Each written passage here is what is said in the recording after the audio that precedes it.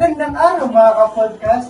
Welcome back to another episode of J-Talks, podcast by Even G3, where we make it real, fun, and thoughtful. I'm Alian. And I'm Asa.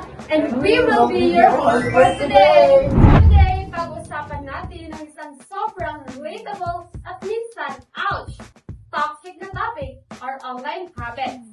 Pero don't worry, hindi lang ito round session. We're going from toxic to thoughtful. That's right.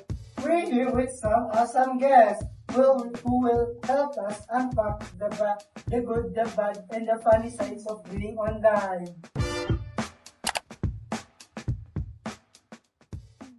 Okay, real talk muna. Have you ever subtweeted someone?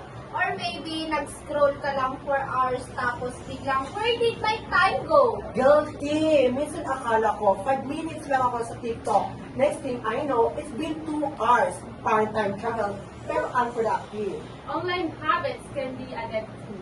Based on studies, the average screen time of teens today is around 7 hours a day. Kaya hindi lang tayo nag-iisa. Let's be honest, some of those habits aren't healthy, like comparing ourselves to perfect like Instagram, or commenting harsh comments because we're behind the screen. That's where it becomes toxic, when we forgot that real people are behind those screens too.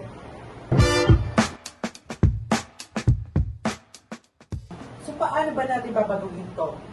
What does it mean to be thoughtful online?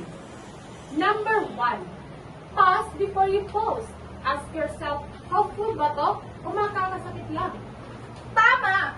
And let's also learn to curate what we consume. Kung puro negative na yung sa feed mo, unfollow mo na yan! Use that for good. Follow creators who uplift, share content that educates, or simplify make people laugh in a good way. Ooh, someone from our IG story said, I've started posting gratitude stories instead of rants. Nakakahawa pala ang good vibes. Nice one, Direct. That's a perfect example of going from toxic to thoughtful.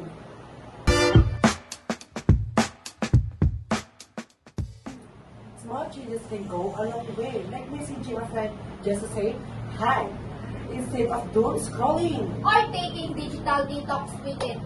Oo, mahirap sa simula, pero sobrang sarap sa feeling after. Let's not forget, online kindness is a real kindness. Let's normalize compliments and constructive feedback and saying thank you sa mga nagpo-post ng effort. And now, let's do a challenge. This week, do one thoughtful act online. Then tag us in hashtag from toxic to thoughtful. So that is for today's episode, mga ka-J-Talks. Remember, we all mess up online sometimes, but we always choose to be better. Be kind, be thoughtful, and don't forget to laugh off sometimes too. Thanks for tuning in. Don't forget like, follow, and share this podcast if you enjoy it. And always choose to be the reason someone smiles even online. Bye for now! Bye! Hashtag from toxic to thoughtful!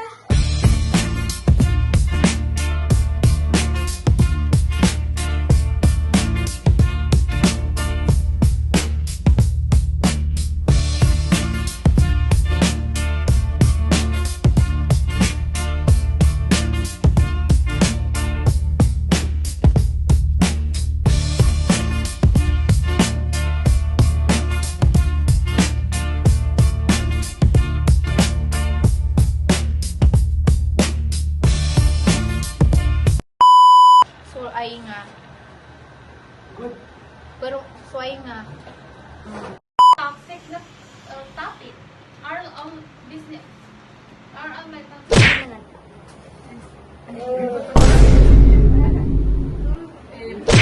Wait lang na, nya ka na lang kay likod. Going from. One, two, three, go.